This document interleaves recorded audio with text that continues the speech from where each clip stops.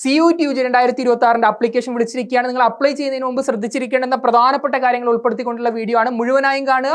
നിങ്ങൾ ഒരു തെറ്റും കൂടാതെ ഈ ഒരു വീഡിയോ കാണുന്നത് വഴി നിങ്ങൾക്ക് അപ്ലൈ ചെയ്യാൻ വേണ്ടി സാധിക്കുന്നുള്ളതാണ്. നമ്മൾ ഡയറക്റ്റ്ലി നമ്മൾ ഇൻഫർമേഷനിലോട്ട് പോവാണ്.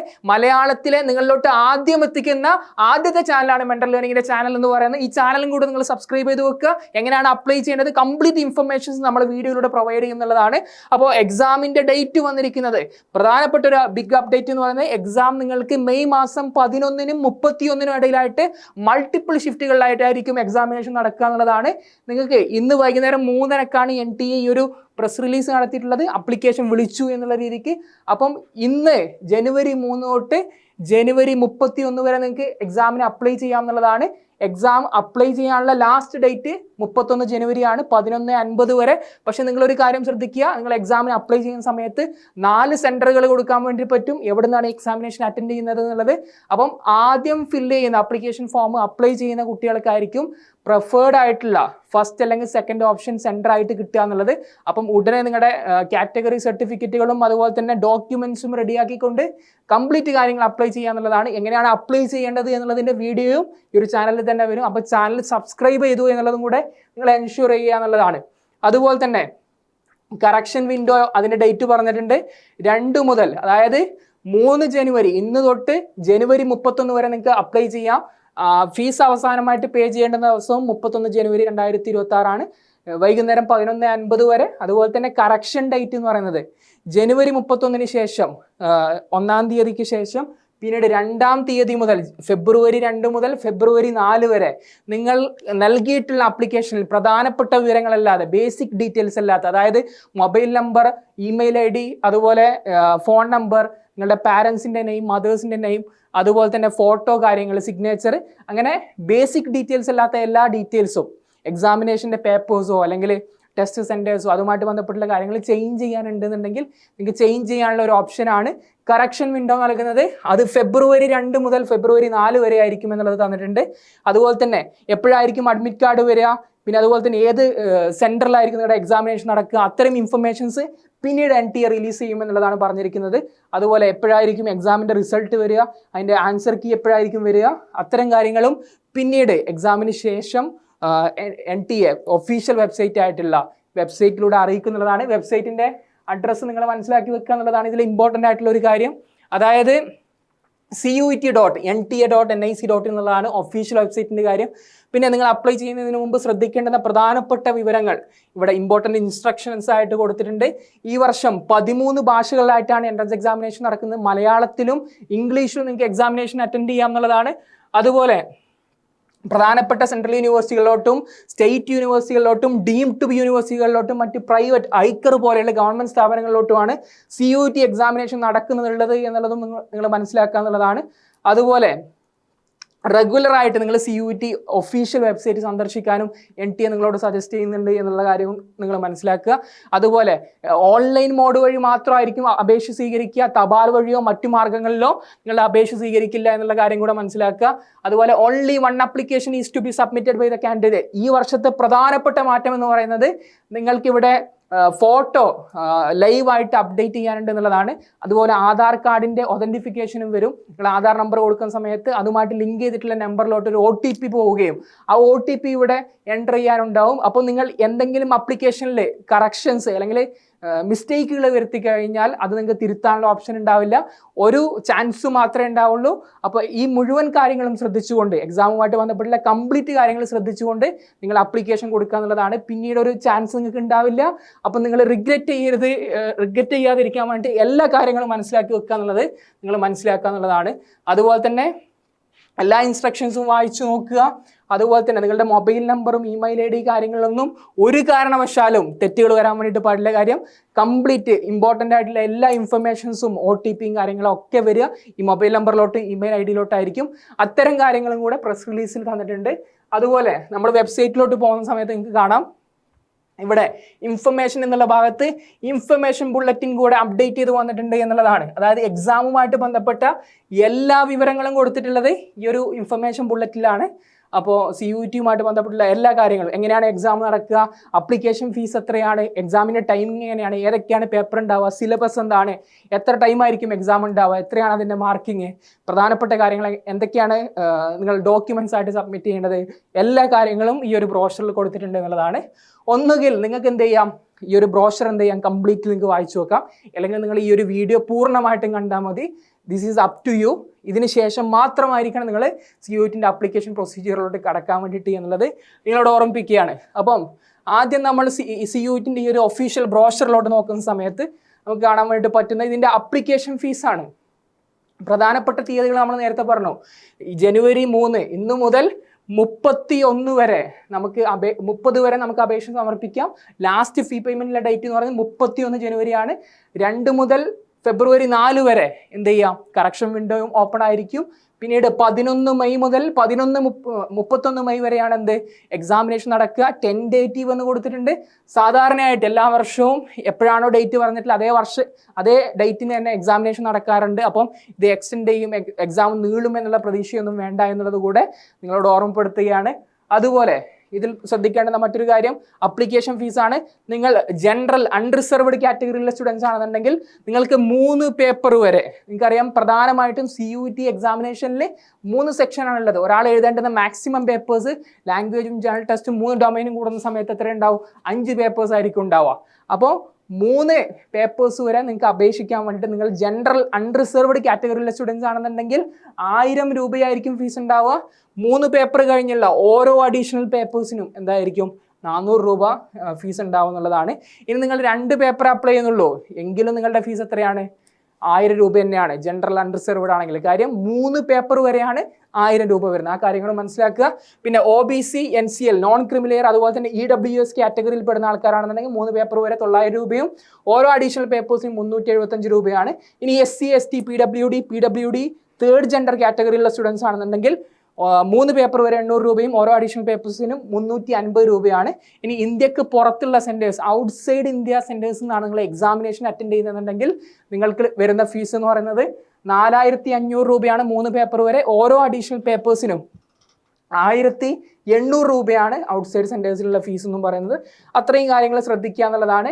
പിന്നെ എക്സാമിനേഷൻ ഇപ്രാവശ്യത്തെ പ്രധാനപ്പെട്ട പ്രത്യേകതകൾ എന്തൊക്കെയാണ് എന്നുള്ളത് ഇവിടെ കൊടുത്തിട്ടുണ്ട്. ഇത് രജിസ്ട്രേഷൻ ചെയ്യേണ്ടത് CUET-ൻ്റെ ഒഫീഷ്യൽ വെബ്സൈറ്റ് ഇവിടെ കാണാം നിങ്ങൾക്ക്, CUET.nta.nic.in എന്നുള്ളതാണ്. ടോട്ടൽ സബ്ജക്റ്റുകൾ, അതായത് ലാംഗ്വേജിലും ഡൊമൈനിലും ജനറൽ ടെസ്റ്റും കൂടിയായിട്ട് ടോട്ടൽ 37 സബ്ജക്റ്റുകളാണുള്ളത്. 13 ലാംഗ്വേജിൽ ഒരു ലാംഗ്വേജ് സെലക്ട് ചെയ്യണം. 23 ഡൊമൈൻ സബ്ജക്റ്റുകളിൽ 3 ഡൊമൈൻ സബ്ജക്റ്റുകൾ ചൂസ് ചെയ്യണം. പിന്നെ ജനറൽ ആപ്റ്റിറ്റ്യൂഡ് ടെസ്റ്റും കൂടെ നിങ്ങൾ എക്സാമിനേഷന് അറ്റൻഡ് ചെയ്യണം എന്നുള്ളതാണ്. പിന്നെ 13 ഭാഷകളിലായിട്ട് നിങ്ങൾ എക്സാമിനേഷൻ അറ്റൻഡ് ചെയ്യാം. ഇംഗ്ലീഷും മലയാളവും തുടങ്ങി ഇന്ത്യയിലെ 13ഓളം റീജിയണൽ ലാംഗ്വേജസ് ഉണ്ട്, അതിൽ നിങ്ങൾക്ക് അറ്റൻഡ് ചെയ്യുക എന്നുള്ളതാണ്. നിങ്ങൾ മലയാളത്തിലും എക്സാം എഴുതാം, പക്ഷേ ഞാൻ സജസ്റ്റ് ചെയ്യുക എപ്പോഴും ഇംഗ്ലീഷിൽ എഴുതുക എന്നുള്ളതാണ്. കാര്യം ട്രാൻസ്ലേറ്റഡ് ആയിട്ടുള്ള മലയാളം പോലെയുള്ള പേപ്പേഴ്സിൽ എന്തെങ്കിലും എറേഴ്സ് വരികയാണെന്നുണ്ടെങ്കിൽ ഫൈനലായിട്ട് കൺസിഡർ ചെയ്യുക ഇംഗ്ലീഷിലെ പേപ്പറിനെ ബേസ് ചെയ്തുകൊണ്ടാണ്. അതിലെന്തെങ്കിലും തെറ്റ് വന്നിട്ടുണ്ടോ ഇല്ലേ എന്നുള്ളത് മാത്രമേ നോക്കുകയുള്ളൂ. അപ്പോൾ എന്ത് ചെയ്യുക, നിങ്ങൾ ഇംഗ്ലീഷ് ഭാഷയുള്ള പേപ്പർ തന്നെ ചൂസ് ചെയ്യുക എന്നുള്ളതാണ് ഇമ്പോർട്ടൻ്റ് ആയിട്ടുള്ള കാര്യം. അതുപോലെ സിലബസ് എന്താണെന്നുള്ളത് നോക്കാം. ലാംഗ്വേജ് സബ്ജക്റ്റ് ആണെന്നുണ്ടെങ്കിൽ അതിലെ റീഡിംഗ് കോംപ്രിഹെൻഷനും അതുപോലെ തന്നെ factual literary narrative and literary aptitude and vocabulary തരത്തിലുള്ള സ്വഭാവത്തിലുള്ള കാര്യങ്ങളായിരിക്കും നോക്കുന്നുണ്ടാവുക അല്ലെങ്കിൽ ചോദിക്കുക എക്സാമിന് എന്നുള്ളതാണ്. പിന്നെ ഡൊമൈൻ സബ്ജക്റ്റ്, എന്താണ് ഈ ഡൊമൈൻ സബ്ജക്റ്റ്, എന്താണ് ഈ ലാംഗ്വേജ്, എന്താണ് ജനറൽ ആപ്റ്റിറ്റ്യൂഡ് ടെസ്റ്റ് എന്നുള്ളത് ചിലപ്പോൾ ചില കുട്ടികൾക്ക് സംശയം ഉണ്ടാവും. ആ കാര്യങ്ങളും കൂടെ നമുക്ക് നോക്കാം. അപ്പോൾ 3 സെക്ഷനുകളാണ് CUET എക്സാമിനേഷനിൽ പ്രധാനമായിട്ടുള്ളത്. 3 സെക്ഷനുകളിൽ നിന്ന് ടോട്ടൽ 5 പേപ്പേഴ്സാണ് നിങ്ങൾ എക്സാമിനേഷൻ അറ്റൻഡ് ചെയ്യേണ്ടത്. ഞാനിവിടെ പറഞ്ഞതുപോലെ ഇവിടെ സ്ക്രീനിൽ കാണുന്ന പോലെ നിങ്ങൾക്ക് കാണാൻ വേണ്ടിയിട്ട് പറ്റും. അതായത് ലാംഗ്വേജ് പേപ്പേഴ്സ് എന്ന് പറയുന്നത് ഇംഗ്ലീഷ്, ഹിന്ദി, അതുപോലെ തന്നെ ആസാമീസ്, ബംഗാളി, ഗുജറാത്തി, കന്നഡ, മലയാളം, മറാത്തി, ഒഡിയ, പഞ്ചാബി, തമിഴ്, തെലുഗു, ഉറുദു തുടങ്ങിയിട്ടുള്ള 13ഓളം ലാംഗ്വേജ് പേപ്പേഴ്സാണ്. അതിൽ ഒരു ലാംഗ്വേജ് പേപ്പറാണ് നിങ്ങൾ എഴുതേണ്ടത്. നിങ്ങൾ ഇംഗ്ലീഷ് തന്നെ ചൂസ് ചെയ്യാൻ വേണ്ടിയിട്ട് നോക്കുക. ആ ഇംഗ്ലീഷിൽ എന്തൊക്കെയാണ് ചോദിക്കുക എന്ന് വെച്ച് കഴിഞ്ഞാൽ 300 മുതൽ 350 വേർഡ്സ് വരെയുള്ള റീഡിംഗ് കോംപ്രിഹെൻഷൻ റിലേറ്റഡ് ആയിട്ടുള്ള ക്വസ്റ്റ്യൻസ് ആണ്. ലിറ്റററി, ഫാക്ച്വൽ, നരേറ്റീവ് ടൈപ്പുള്ള ക്വസ്റ്റ്യൻസ് ഉണ്ടാവും. പിന്നെ സിനോണിംസ്, ആന്റോണിംസ്, വൊക്കാബുലറി, പാരാ ജംബിൾസ് അല്ലെങ്കിൽ ജംബിൾഡ് പാര, sentence rearrangement, preposition, adjectives, adverbs, അങ്ങനെ തുടങ്ങി ഗ്രാമർ റിലേറ്റഡ് ആയിട്ടുള്ള ഭാഗങ്ങളിൽ നിന്നായിരിക്കും ഇംഗ്ലീഷിൽ നിന്ന് ചോദ്യം വരിക എന്നുള്ളത് മനസ്സിലാക്കുക. അപ്പോൾ നിങ്ങൾ ഇംഗ്ലീഷ് സെലക്ട് ചെയ്യുന്നു. അതുപോലെ തന്നെ ഡൊമൈൻ സെക്ഷൻ ആണ് അപ്പോൾ നമ്മൾ എന്ത് ചെയ്തു, ലാംഗ്വേജ് പേപ്പേഴ്സ് എന്താണെന്നുള്ളത് നമ്മൾ കണ്ടു അല്ലേ? ലാംഗ്വേജ് നമ്മൾ കണ്ടു. പിന്നീട് നമുക്ക് ചെയ്യാനുള്ളത് ഡൊമൈൻ പേപ്പേഴ്സ് ആണ് ചൂസ് ചെയ്യാനുള്ളത്. ലാംഗ്വേജ് ചെയ്തു, ഡൊമൈൻ പേപ്പേഴ്സ് ആണ്. അതായത് നിങ്ങൾ +2 NCERT ബേസ് ചെയ്തുകൊണ്ടുള്ള സബ്ജക്റ്റ് ആണ് ഡൊമൈൻ പേപ്പേഴ്സ് എന്ന് പറയുന്നത്. +1 ഉണ്ടാവില്ല, +2 മാത്രമാണ്. നിങ്ങളൊരു സയൻസ് സ്റ്റുഡൻ്റ് ആണെന്നുണ്ടെങ്കിൽ PCMB, physics chemistry mathematics biology ആണ്, അല്ലെങ്കിൽ കമ്പ്യൂട്ടർ സയൻസ് ഉണ്ടാവും. അതിലെ 3 എണ്ണമാണ് ചൂസ് ചെയ്യേണ്ടത്. ഇനിയിപ്പോൾ കൊമേഴ്സ് സ്റ്റുഡൻ്റ് ആണെന്നുണ്ടെങ്കിൽ accountancy, business studies, economics, mathematics അതിലെ 3 എണ്ണം ചൂസ് ചെയ്യുക. അതുപോലെ തന്നെ ഹ്യൂമാനിറ്റി സ്റ്റുഡൻസ് ആണെങ്കിൽ മൾട്ടിപ്പിൾ സബ്ജക്ട് കോമ്പിനേഷൻസ് ആണുള്ളത്. ഹിസ്റ്ററിയും പൊളിറ്റിക്കൽ സയൻസും സോഷ്യോളജിയും ജിയോഗ്രഫിയും ജിയോളജിയും മാസ് കമ്മ്യൂണിക്കേഷനും അതുപോലെ തന്നെ കമ്മ്യൂണിക്കേറ്റീവ് ഇംഗ്ലീഷ് തുടങ്ങിയിട്ടുള്ള സൈക്കോളജി പോലെയുള്ള മൾട്ടിപ്പിൾ കോമ്പിനേഷൻസ് ഉണ്ട്. അപ്പോൾ നിങ്ങൾ +2 പഠിക്കുന്ന +2 NCERT ബേസ് ചെയ്തുള്ള 3 സബ്ജക്റ്റുകളാണ് ഡൊമൈൻ പേപ്പേഴ്സിൽ ഉണ്ടാവുക എന്നുള്ളത് നിങ്ങൾ മനസ്സിലാക്കുക. അതുപോലെ തന്നെ മൂന്നാമത്തെ സെക്ഷൻ എന്ന് പറയുന്നത് ജനറൽ ആപ്റ്റിറ്റ്യൂഡ് ടെസ്റ്റ് ആണ്. ജനറൽ ആപ്റ്റിറ്റ്യൂഡ് ടെസ്റ്റ് എന്ന് പറയുന്നത് ഒരു കോമൺ പേപ്പർ ആണ്. നിങ്ങൾ ഏത് സ്ട്രീം ആയിക്കോട്ടെ, ലാംഗ്വേജും ജനറൽ ആപ്റ്റിറ്റ്യൂഡ് ടെസ്റ്റും GAT എന്ന് പറയുന്ന പേപ്പറും, നിങ്ങൾ സയൻസ് ആയിക്കോട്ടെ, കൊമേഴ്സ് ആയിക്കോട്ടെ, ഹ്യൂമാനിറ്റീസ് ആയിക്കോട്ടെ, നിങ്ങൾക്ക് കോമൺ പേപ്പർ ആണ്. അപ്പം ജനറൽ ആപ്റ്റിറ്റ്യൂഡ് ആക്ച്വലി ഒരു സിംഗിൾ പേപ്പർ ആണെന്നുണ്ടെങ്കിലും ഇവിടെ ഉണ്ടാവുക എന്ന് പറയുന്നത് നിങ്ങൾക്ക് ജനറൽ ആപ്റ്റിറ്റ്യൂഡ് ടെസ്റ്റ് എന്ന് പറയുന്നത് ആക്ച്വലി ഒരു സിംഗിൾ പേപ്പർ ആണെന്നുണ്ടെങ്കിലും നിങ്ങൾക്ക് ഇവിടെ ഉണ്ടാവുക, നിങ്ങൾ സ്ക്രീനിൽ കാണുന്നത് പോലെ തന്നെ നിങ്ങൾക്ക് ഇവിടെ ഉണ്ടാവുക എന്ന് പറയുന്നത് 4 ഏരിയാസ് എന്നായിരിക്കും ക്വസ്റ്റ്യൻസ് വരിക. നോക്കുക, 4 ഏരിയാസ് എന്നായിരിക്കും ക്വസ്റ്റ്യൻസ് വരിക. ജനറൽ നോളജിൽ നിന്ന് ക്വസ്റ്റ്യൻസ് ഉണ്ടാവും, അതുപോലെ തന്നെ കറണ്ട് അഫയേഴ്സിൽ നിന്ന് ക്വസ്റ്റ്യൻസ് ഉണ്ടാവും, പിന്നെ ലോജിക്കൽ റീസണിംഗിൽ നിന്ന് നിങ്ങൾക്ക് ക്വസ്റ്റ്യൻസ് ഉണ്ടാവും, അതുപോലെ ക്വാണ്ടിറ്റേറ്റീവ് ആപ്റ്റിറ്റ്യൂഡ് അതായത് ബേസിക് മാത്സ് എന്നും ക്വസ്റ്റ്യൻസ് ഉണ്ടാവും. ജനറൽ നോളജ് എന്ന് പറയുമ്പോൾ static GK, Indian polity and constitution, books and authors, അതുപോലെ തന്നെ ആർട്ട് ആൻഡ് ലിറ്ററേച്ചർ തുടങ്ങിയിട്ടുള്ള സ്റ്റാറ്റിക് GK എന്നാണ് ക്വസ്റ്റ്യൻസ് ഉണ്ടാവുക.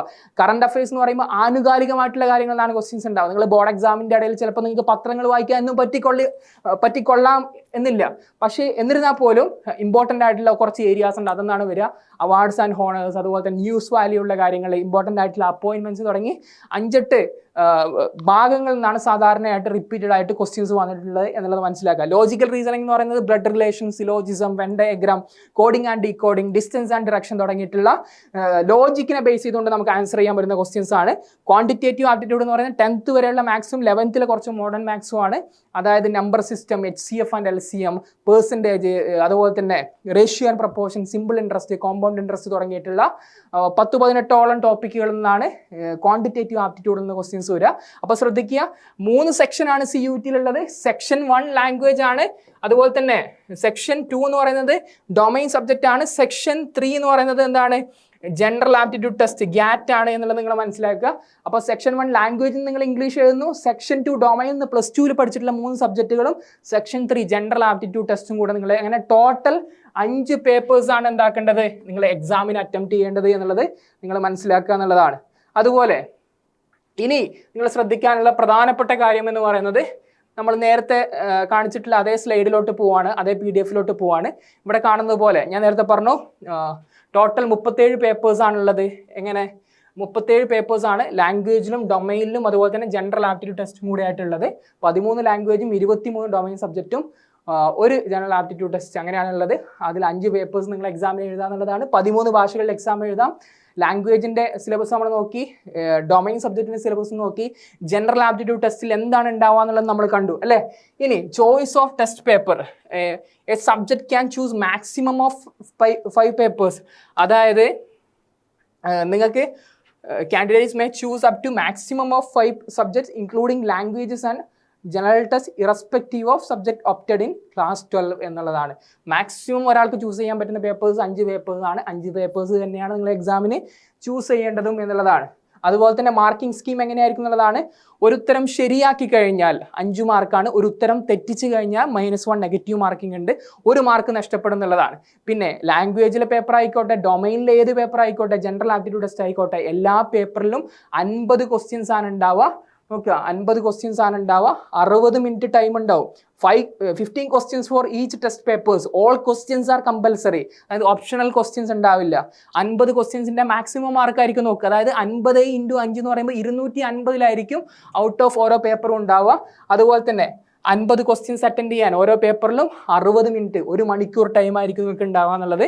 പിന്നെ എക്സാമിനേഷൻ ഷിഫ്റ്റ് എന്ന് പറയുന്നത് സാധാരണയായിട്ട് മോർണിംഗ്, നൂൺ, ഈവനിങ് ഷിഫ്റ്റ് ആണ് ഉണ്ടാവുക. ഒരു ദിവസം 3 ഷിഫ്റ്റ് ഉണ്ടാവും. അങ്ങനെ മൾട്ടിപ്പിൾ ഷിഫ്റ്റുകളിലായിട്ട് മെയ് 11 മുതൽ 31 വരെ അതിൻ്റെ ഇടയിലായിരിക്കും എക്സാമിനേഷൻ നടക്കുക എന്നുള്ളതും നിങ്ങൾ മനസ്സിലാക്കുക എന്നുള്ളതാണ്. ഇനി താഴോട്ട് പോകുന്ന സമയത്ത് ഓൺലൈൻ ആപ്ലിക്കേഷൻ ഫോം എങ്ങനെയാണ് ഫില്ല് ചെയ്യേണ്ടതെന്ന് പറയുന്നുണ്ട്. നമുക്കത് സെപ്പറേറ്റ് വീഡിയോ ചെയ്യാം, സ്റ്റെപ്പ് ബൈ സ്റ്റെപ്പായിട്ട് ഞാൻ കാണിച്ചു തരാം എന്നുള്ളതാണ്. അതുപോലെ നമ്മുടെ എന്തൊക്കെ ഡോക്യുമെന്റ്സ് ആണ് വേണ്ടതെന്നുള്ളത് പറഞ്ഞിട്ടുണ്ട്. നിങ്ങൾ അപ്ലൈ ചെയ്യുന്ന സമയത്ത് നിങ്ങൾക്ക് ഫോട്ടോ വേണം, അത് ഫോട്ടോഗ്രാഫ് എങ്ങനെയുള്ളതായിരിക്കണം എന്നുള്ളത് പറഞ്ഞിട്ടുണ്ട്. 80% നിങ്ങളുടെ മുഖം വിസിബിൾ ആയിരിക്കണം, നിങ്ങളുടെ ചെവിയും അതുപോലെ തന്നെ വിസിബിൾ ആയിരിക്കണം. പിന്നെ അതുപോലെ മാസ്ക് കാര്യങ്ങളൊന്നും ധരിക്കാൻ വേണ്ടിയിട്ട് പാടില്ല. അതിൻ്റെ ഫോർമാറ്റും കാര്യങ്ങളൊക്കെ പറഞ്ഞിട്ടുണ്ട്. നമുക്ക് അതിൻ്റെ എന്തൊക്കെ വേണമെന്നുള്ളത് എന്ത് ചെയ്യാം, നമുക്ക് ആപ്ലിക്കേഷൻ വീഡിയോയിൽ ചെയ്യാം. പിന്നെ സിഗ്നേച്ചറാണ് വേണ്ടത്. നിങ്ങളൊരു പേപ്പറിൽ സിഗ്നേച്ചർ ചെയ്തിട്ട് അത് ഫോട്ടോ എടുക്കുകയോ അല്ലെങ്കിൽ സ്കാൻ ചെയ്യുകയോ വേണം. അതുപോലെ തന്നെ നിങ്ങൾ ഡിസബിലിറ്റി ഉള്ള PWD അല്ലെങ്കിൽ PWBD സ്റ്റുഡൻസ് ആണെന്നുണ്ടെങ്കിൽ UDID സർട്ടിഫിക്കറ്റ് അല്ലെങ്കിൽ ഡിസബിലിറ്റി സർട്ടിഫിക്കറ്റ് വേണം. അതുപോലെ നിങ്ങൾ SC ST അല്ലെങ്കിൽ OBC NCL EWS കാറ്റഗറിയിലുള്ള സ്റ്റുഡൻസ് ആണെന്നുണ്ടെങ്കിൽ കാറ്റഗറി സർട്ടിഫിക്കറ്റും, അതായത് വാലിഡിറ്റി ഉള്ള കാറ്റഗറി സർട്ടിഫിക്കറ്റും പുതുതായിട്ട് ഉണ്ടാക്കുക അല്ലെങ്കിൽ വാലിഡിറ്റി ഉള്ളത് ഉണ്ടാവുക എന്നുള്ളത് ഇമ്പോർട്ടൻ്റ് ആയിട്ടുള്ള കാര്യമാണ്. ഇതിനു മുമ്പേ തന്നെ NTA ഇൻസ്ട്രക്ഷൻസ് ഇറക്കിയിട്ടുണ്ടായിരുന്നു ഇതുമായിട്ട് ബന്ധപ്പെട്ടുകൊണ്ട്. അപ്പോൾ അത്തരം കാര്യങ്ങളും കൂടെ ശ്രദ്ധിക്കുക. അതിൻ്റെ ഫോർമാറ്റും കാര്യങ്ങളൊക്കെ ഇവിടെ പറഞ്ഞിട്ടുണ്ട്. നമുക്ക് ആപ്ലിക്കേഷൻ വീഡിയോയിൽ ആ കാര്യങ്ങളൊക്കെ ചെയ്യാം. അപ്ലൈ ചെയ്യുന്ന സമയത്ത് നിങ്ങൾ ഇത്രയും മനസ്സിലാക്കേണ്ടുള്ളൂ, നിങ്ങൾക്ക് ഫോട്ടോഗ്രാഫ് വേണം, പാസ്പോർട്ട് സൈസിലുള്ള ഫോട്ടോ വേണം, സിഗ്നേച്ചർ വേണം, കാറ്റഗറി സർട്ടിഫിക്കറ്റ് വേണം.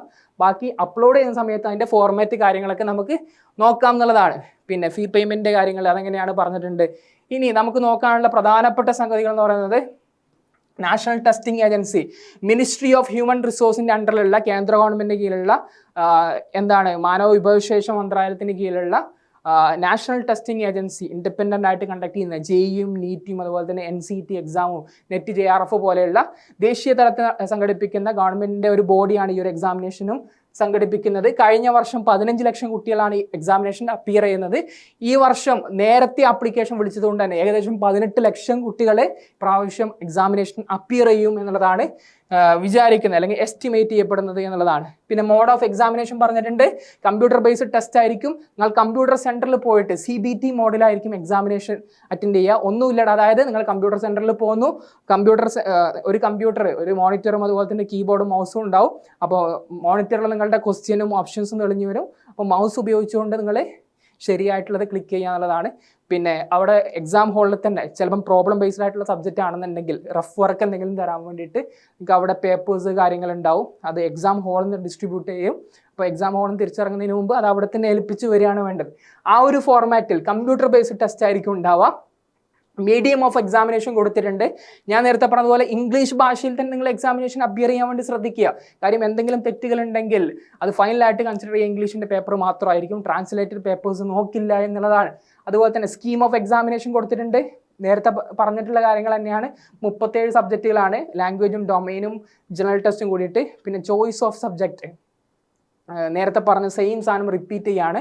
എത്ര ക്വസ്റ്റ്യൻസ് ഉണ്ടാവും, എക്സാമിൻ്റെ ഡ്യൂറേഷൻ എന്താണ്, ഷിഫ്റ്റ് എന്താണ്, മാർക്കിംഗ് സ്കീം എന്താണ്, നേരത്തെ നമ്മൾ ഡിസ്കസ് ചെയ്ത കാര്യങ്ങൾ തന്നെയാണ്. Pattern of question paper objective ടൈപ്പിലായിരിക്കും നിങ്ങളുടെ ക്വസ്റ്റ്യൻസ് ഉണ്ടാവുക. മൾട്ടിപ്പിൾ ചോയ്സ് ക്വസ്റ്റ്യൻസ്, അതായത് ഒരു ക്വസ്റ്റ്യൻ 4 ഓപ്ഷൻസ്, അതിലെ 3 ഓപ്ഷൻസിനെ എലിമിനേറ്റ് ചെയ്തുകൊണ്ട് റൈറ്റ് ആയിട്ടുള്ള ഉത്തരം ചൂസ് ചെയ്യാനുള്ള ഫോർമാറ്റിലുള്ള മൾട്ടിപ്പിൾ ചോയ്സ് ക്വസ്റ്റ്യൻസ്, MCQs അല്ലെങ്കിൽ ഒബ്ജക്റ്റീവ് ഓപ്ഷൻ ടൈപ്പ് ക്വസ്റ്റ്യൻസ് ആയിരിക്കും ഉണ്ടാവുക, ഡിസ്ക്രിപ്റ്റീവ് അല്ല. അപ്പോൾ നിങ്ങൾ ബോർഡ് എക്സാമും CUT എക്സാമും തമ്മിലുള്ള പ്രധാനപ്പെട്ട വ്യത്യാസം മനസ്സിലാക്കുക.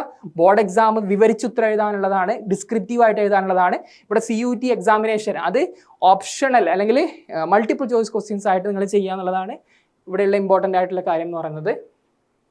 പിന്നെ സിലബസ് ഓഫ് ദ എക്സാമിനേഷൻ ഓരോ പേപ്പേഴ്സിൻ്റെയും ലാംഗ്വേജ് ആയിക്കോട്ടെ, ഡൊമൈൻ ഓരോന്നും ആയിക്കോട്ടെ, ബാക്കിയുള്ള ജനറൽ ആപ്റ്റിറ്റ്യൂഡ് ടെസ്റ്റ് ആയിക്കോട്ടെ, സിലബസ് നിങ്ങൾ ഒഫീഷ്യൽ വെബ്സൈറ്റിൽ പോയിട്ട് സിലബസ് എന്നുള്ള അവിടെ ക്ലിക്ക് ചെയ്ത് കഴിഞ്ഞാൽ ഓരോന്നും നിങ്ങൾക്ക് PDF ആയിട്ട് ഡൗൺലോഡ് ചെയ്തിട്ട് എടുക്കാൻ വേണ്ടിയിട്ട് പറ്റും എന്നുള്ളതാണ് ഇതിലെ പ്രധാനപ്പെട്ട സംഗതി എന്ന് പറയുന്നത്. ഓക്കെ, ഇനി നേരത്തെ തന്നെ ഞാൻ PDF-ലോട്ട് തന്നെ ഞാൻ പോവുകയാണ്. നമ്മളെവിടെ എത്തിയിട്ടുണ്ടായിരുന്നു? നമ്മളിവിടെയാണ് എത്തിയത്. നിങ്ങൾ സ്ക്രീനിൽ കാണുന്ന പോലെ തന്നെ നമ്മൾ ഈ കാര്യങ്ങളൊക്കെ ഡിസ്കസ് ചെയ്തു. ഇനി നമ്മുടെ ഈ ഒരു ബ്രോഷറിൽ, ഒഫീഷ്യൽ ബ്രോഷറിൽ ഇതാണ് നിങ്ങൾ ആധികാരികമായിട്ട് നിങ്ങൾ എടുക്കേണ്ടുന്നത്. നിങ്ങൾ ഏതെങ്കിലും ഒരു വീഡിയോനെ ബേസ് ചെയ്തുകൊണ്ടോ കാര്യങ്ങളല്ല, നിങ്ങൾ ഒഫീഷ്യൽ വെബ്സൈറ്റിൽ എന്താണോ പറയുന്നത്, NTA എന്താണോ കമ്മ്യൂണിക്കേറ്റ് ചെയ്യുന്നത്, അത്തരം കാര്യങ്ങൾ മാത്രം ഫോളോ ചെയ്യുക. നിങ്ങൾ വാട്സപ്പ് യൂണിവേഴ്സിറ്റിയിൽ വരുന്ന എല്ലാ കാര്യങ്ങളും നിങ്ങളങ്ങനെ വിഴുങ്ങരുത്, മറിച്ച് ഇവിടെ വന്ന് വെരിഫൈ ചെയ്യുക ഒഫീഷ്യൽ വെബ്സൈറ്റിൽ എന്നുള്ളതാണ് നിങ്ങളോട് സജസ്റ്റ് ചെയ്യാനുള്ളത്. ഓക്കെ, പിന്നെ അതുപോലെ ഇവിടെ എലിജിബിലിറ്റി കാര്യങ്ങൾ പറഞ്ഞിട്ടുണ്ട്. എടാ എന്താടാ നിങ്ങൾ +2 പാസ്സായിരിക്കണം, അതാണ് ഇതിലെ എലിജിബിലിറ്റി എന്ന് പറയുന്നത്. +2 അല്ലെങ്കിൽ തുല്യതാ പരീക്ഷ നിങ്ങൾ പാസ്സായിരിക്കണം CUT എക്സാമിനേഷൻ അപ്പിയർ ചെയ്യാൻ വേണ്ടിയിട്ട്. നിങ്ങളിപ്പോൾ +2 കുട്ടികളാണെന്നുണ്ടെങ്കിലും നിങ്ങൾക്ക് എഴുതാനുള്ള എക്സാമിനേഷനാണ്. ഇനി +2 ശേഷം ഡ്രോപ്പ് ചെയ്തിട്ടുള്ള കുട്ടികളാണെന്നുണ്ടെങ്കിലും നിങ്ങൾക്കും എഴുതാം എന്നുള്ളതാണ്. പിന്നെ അതുപോലെ ലിസ്റ്റ് ഓഫ് ക്വാളിഫയിങ് എക്സാമിനേഷൻ പറഞ്ഞിട്ടുണ്ട്, ഇയർ ഓഫ് അപ്പിയറൻസ് പറഞ്ഞിട്ടുണ്ട്, ഒന്നും ആവശ്യമില്ല. പിന്നെ റിസർവേഷൻ കാര്യങ്ങൾ SC ST നോർമലി ഉള്ളത് എല്ലാ എക്സാമുകൾക്കും ഉള്ളതുപോലെ തന്നെ SC ST അതുപോലെ തന്നെ OBC EWS പോലെയുള്ള കാറ്റഗറിയിലുള്ള സ്റ്റുഡൻസിന് റിസർവേഷൻ ഉണ്ട് എന്നുള്ളതാണ്. അതുപോലെ ഇതിൽ പ്രധാനപ്പെട്ട ഒരു കാര്യം എന്ന് പറയുന്നത് ചോയ്സ് ഓഫ് എക്സാമിനേഷൻ സിറ്റീസ്. അതായത് കേരളത്തിൽ ഒരുപാട് സ്ഥലങ്ങളിൽ എൻട്രൻസ് എക്സാമിനേഷൻ സെൻറ്റേഴ്സ് വരുന്നുണ്ട് എന്നുള്ളതാണ്. ഞാൻ കാണിച്ചു തരാം. അപ്പോൾ ആ സെൻറ്ററുകളിൽ 4 സെൻറ്ററുകളാണ് നിങ്ങൾക്ക് ചൂസ് ചെയ്യാൻ വേണ്ടിയിട്ട് പറ്റുക. നോക്കടാ, കേരളത്തിൽ ഒരുപാട് സെൻറ്ററുകൾ വരുന്നുണ്ട്. ചില ജില്ലകളിൽ ഒന്നിലധികം സെൻറ്റേഴ്സ് നമുക്ക് കാണാൻ വേണ്ടിയിട്ട് പറ്റും. അപ്പോൾ അതാണ് അതിൽ പ്രധാനപ്പെട്ട ഒരു കാര്യം എന്ന് പറയുന്നത്. അപ്പോൾ കേരളത്തിൽ പ്രധാനപ്പെട്ട സെൻറ്ററുകളാണ് നമ്മൾ നോക്കാൻ വേണ്ടിയിട്ട് പോകുന്നത്. കേരളത്തിൽ നോക്കുന്ന സമയത്ത് ആലപ്പുഴയിൽ സെൻറ്റർ ഉണ്ട്, എറണാകുളം സെൻറ്റർ വരുന്നുണ്ട്, ഇടുക്കിയും കണ്ണൂരും കാസർഗോഡും കൊല്ലവും കോട്ടയം കോഴിക്കോടും മലപ്പുറവും പാലക്കാടും പത്തനംതിട്ടയും തിരുവനന്തപുരവും തൃശ്ശൂർ വയനാട് തുടങ്ങിയിട്ടുള്ള സ്ഥലങ്ങളിലാണ് കേരളത്തിൽ സെൻറ്ററുകൾ വരുന്നത്. 114 തൊട്ട് അതുപോലെ തന്നെ 114 തൊട്ട് 127 വരെ കേരളത്തിലുള്ള സെൻറ്റേഴ്സാണ്. അപ്പോൾ അത്രയും സെൻറ്റേഴ്സാണ് വരുന്നത് എന്നുള്ളത് മനസ്സിലാക്കുക. നിങ്ങൾ 4 സെൻറ്റേഴ്സ് വരെയാണ് നിങ്ങൾക്ക് ചൂസ് ചെയ്യാൻ വേണ്ടിയിട്ട് പറ്റുക. അപ്പോൾ നിങ്ങൾ നിങ്ങളുടെ ജില്ലയിലുള്ള സെൻറ്ററിലോ അല്ലെങ്കിൽ തൊട്ടടുത്തുള്ള ജില്ലകളിലോ നിങ്ങൾ പ്രിഫറൻസ് കൊടുക്കാൻ വേണ്ടി ശ്രദ്ധിക്കുക എന്നുള്ളതാണ്. അപ്പോൾ ഞാൻ നേരത്തെ പറഞ്ഞതുപോലെ നിങ്ങൾ എത്രയും പെട്ടെന്ന് അപ്ലൈ ചെയ്യുകയാണെന്നുണ്ടെങ്കിൽ കാറ്റഗറി സർട്ടിഫിക്കറ്റും ബാക്കി കാര്യങ്ങൾ ഡോക്യുമെൻറ്റ്സ് ഒക്കെ ഉണ്ടാക്കിയിട്ട് അപ്ലൈ ചെയ്യുകയാണെന്നുണ്ടെങ്കിൽ നിങ്ങൾ ഫസ്റ്റ് പ്രിഫറൻസ് ആയിട്ട് കൊടുക്കുന്ന സെൻറ്റർ തന്നെ കിട്ടും. അപ്പോൾ അത് കിട്ടാൻ വേണ്ടിയിട്ട് അതായിരിക്കും നിങ്ങൾക്ക് കൂടുതൽ എളുപ്പവും എക്സാമിന് പോകുന്ന സമയത്ത് എളുപ്പവും നേരത്തെ എത്താൻ വേണ്ടിയിട്ട് പറ്റുക, പിന്നെ പ്രഷറും കാര്യങ്ങളൊന്നും ഇല്ലാണ്ട്. അതുകൊണ്ട് തന്നെ നിങ്ങൾ ആ കാര്യം പ്രധാനമായിട്ടും നിങ്ങളുടെ ശ്രദ്ധയിൽ വെക്കുക എന്നുള്ളതാണ് ഇമ്പോർട്ടൻ്റ് ആയിട്ടുള്ള ഒരു കാര്യം. പിന്നെ ഏതൊക്കെ യൂണിവേഴ്സിറ്റികളാണ് CUT എക്സാമിനേഷനിൽ പങ്കെടുക്കുന്നത് എന്നുള്ളതാണ്, ഏതൊക്കെ യൂണിവേഴ്സിറ്റികളിൽ നിങ്ങൾക്ക് അഡ്മിഷൻ നേടാൻ പറ്റും എന്നുള്ളതാണ് പിന്നീട് ഇവിടെ പറയുന്ന കാര്യങ്ങൾ എന്നുള്ളത്. പിന്നെ അതുപോലെ തന്നെ മറ്റു പല കാര്യങ്ങളും ഈ ഒരു ബ്രോഷറിൽ നിങ്ങൾ പറയുന്നുണ്ട്. പ്രധാനപ്പെട്ട നിങ്ങൾ അപ്ലൈ ചെയ്യുന്നതിന് മുമ്പ് നിങ്ങൾ ശ്രദ്ധിക്കേണ്ടുന്ന കാര്യങ്ങളാണ് ഈ വീഡിയോയിൽ ഉൾപ്പെടുത്തുന്നത്. നിങ്ങൾക്കറിയാം രാജ്യത്തിലെ പ്രധാനപ്പെട്ട സെൻട്രൽ യൂണിവേഴ്സിറ്റികളിലോട്ട് അഡ്മിഷൻ നേടുന്നതിന് വേണ്ടി നിങ്ങൾ എഴുതേണ്ടുന്ന എൻട്രൻസ് എക്സാമിനേഷനാണ്. ഡൽഹി യൂണിവേഴ്സിറ്റി ഉണ്ട്, നിങ്ങൾക്കറിയാം ഡൽഹി യൂണിവേഴ്സിറ്റി രാജ്യത്തിലെ പ്രധാനപ്പെട്ട കോളേജുകൾ എടുത്തു നോക്കിക്കഴിഞ്ഞാൽ ടോപ്പ് 5 കോളേജസ് എടുത്തു നോക്കിക്കഴിഞ്ഞാൽ അതിൽ ഡൽഹി യൂണിവേഴ്സിറ്റിയിലെ ഹിന്ദു കോളേജും മിറണ്ട ഹൗസും ലേഡി ശ്രീറാമും സെൻറ്റ് സ്റ്റീഫൻസും അതുപോലെ തന്നെ ശ്രീറാം കോളേജ് ഓഫ് കൊമേഴ്സും അതുപോലെ രാംജാസും ഹൻസ്രജും പോലെയുള്ള നിരവധിയായിട്ടുള്ള കോളേജസ്, ഏകദേശം 90-ലധികം കോളേജസ് ആണ് ഡൽഹി നാഷണൽ ക്യാപിറ്റൽ റീജിയൻസിലായിട്ട് വരുന്നത്. അതിൽ നോർത്ത് സൗത്ത് ഓഫ് ക്യാമ്പസുകളായിട്ട് ഡൽഹി യൂണിവേഴ്സിറ്റി കോളേജസ് തരംതിരിച്ചിട്ടുണ്ട് എന്നുള്ളതാണ്. ഈ 90 വരുന്ന കോളേജസ് എന്ന് പറയുന്നത് അഡ്മിനിസ്ട്രേഷൻ കൺവീനിയൻസിന് വേണ്ടിയിട്ട്. അതുപോലെ തന്നെ ജാമിയ മിലിയ ഇസ്ലാമിയ ഡൽഹിയിലാണ്, ജവഹർലാൽ നെഹ്റു യൂണിവേഴ്സിറ്റി വരുന്നുണ്ട്, അതുപോലെ തന്നെ അലിഗഡ് മുസ്ലിം യൂണിവേഴ്സിറ്റി വരുന്നുണ്ട്. മറ്റു പ്രധാനപ്പെട്ട യൂണിവേഴ്സിറ്റികളാണ് Hyderabad central university, English and foreign language university, അതുപോലെ തന്നെ Pondicherry university, central university of Kerala. പിന്നെ അതുപോലെ മറ്റു സോഷ്യൽ സയൻസിന് വേണ്ടിയിട്ടുള്ള പ്രധാനപ്പെട്ട ഒരു യൂണിവേഴ്സിറ്റിയാണ് Tata institute of social science എന്ന് പറയുന്നത്. അതുപോലെ നിങ്ങൾ അഗ്രികൾച്ചർ, ഫോറസ്ട്രി, അലൈഡ് കോഴ്സസിലോട്ട് നോക്കുന്ന ആൾക്കാരാണെന്നുണ്ടെങ്കിൽ നിങ്ങൾക്ക് ICAR through agriculture, forest, allied കോഴ്സസിലോട്ട് നിങ്ങൾക്ക് പ്രവേശനം നേടാൻ വേണ്ടി പറ്റുന്നതാണ്. മറ്റു 47ഓളം വരുന്ന സെൻട്രൽ യൂണിവേഴ്സിറ്റികളും സ്റ്റേറ്റ് യൂണിവേഴ്സിറ്റീസും പ്രൈവറ്റ് യൂണിവേഴ്സിറ്റീസും ഡീംഡ് ടു ബി യൂണിവേഴ്സിറ്റീസും അതുപോലെ ഐക്കർ പോലെയുള്ള ഗവൺമെൻറ് സ്ഥാപനങ്ങളുമാണ് ഈ ഒരു എക്സാമിനേഷനിൽ പങ്കെടുക്കുന്നത് എന്നുള്ള കാര്യങ്ങൾ കൂടെ നിങ്ങൾ മനസ്സിലാക്കുക. അപ്പോൾ ഇത്രയും കാര്യങ്ങളായിരിക്കണം നിങ്ങൾ എക്സാമിനേഷന് അപ്ലൈ ചെയ്യുന്നതിന് മുമ്പായിട്ട് ശ്രദ്ധിക്കേണ്ടുന്ന കാര്യങ്ങൾ. അപ്പോൾ ഇത്രയും കാര്യങ്ങൾ നിങ്ങൾ മനസ്സിൽ വെച്ചുകൊണ്ട് മാത്രം നിങ്ങൾ അപ്ലൈ ചെയ്യുക. ഈ വീഡിയോ മുഴുവൻ കണ്ടതിന് ശേഷം എന്തെങ്കിലും ഡൗട്ട് കാര്യങ്ങൾ ഉണ്ടെന്നുണ്ടെങ്കിൽ നിങ്ങൾ കമൻറ്റ് ബോക്സിൽ നിങ്ങൾ കമൻറ്റ് ചെയ്യുക. അതുപോലെ തന്നെ കമൻറ്റ് ബോക്സിൽ ഒരു WhatsApp free help desk community ഗ്രൂപ്പും ലിങ്കും കൊടുത്തിട്ടുണ്ട്. ആ ഗ്രൂപ്പിനും കൂടെ ജോയിൻ ചെയ്യുന്ന സമയത്ത് അപ്പോൾ വരുന്ന എങ്ങനെയാണ് എക്സാമിന് അപ്ലൈ ചെയ്യേണ്ടത്, അതുപോലെ തന്നെ എന്തൊക്കെ കാര്യങ്ങൾ ശ്രദ്ധിക്കണം, ഓരോ നോട്ടിഫിക്കേഷൻസും റിയൽ ടൈമിൽ നിങ്ങൾ അപ്ഡേറ്റ് ചെയ്യുന്നതാണ്. അപ്പം അതിലും കൂടെ നിങ്ങൾ ജോയിൻ ചെയ്തിടുക എന്നുള്ളതാണ്.